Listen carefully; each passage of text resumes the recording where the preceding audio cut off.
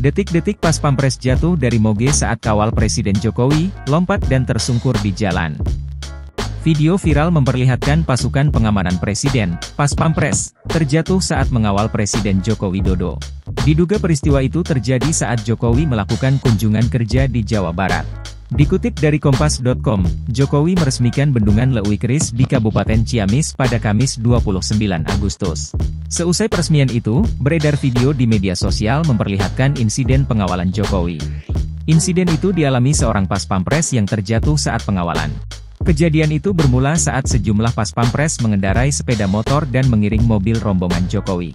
Namun tiba-tiba salah satu Pas Pampres yang berboncengan motor melompat. Beruntungnya, motor itu melaju dalam kecepatan rendah karena disebut akan tiba di tujuan. Meski begitu, Pas Pampres berbaju serba hitam sempat melompat dari motor. Lantaran kehilangan keseimbangan, pria itu tersungkur di aspal hingga ditolong oleh sejumlah rekannya. Meski begitu, hingga saat ini belum ada keterangan resmi dari pihak Pas Pampres atau istana terkait insiden tersebut.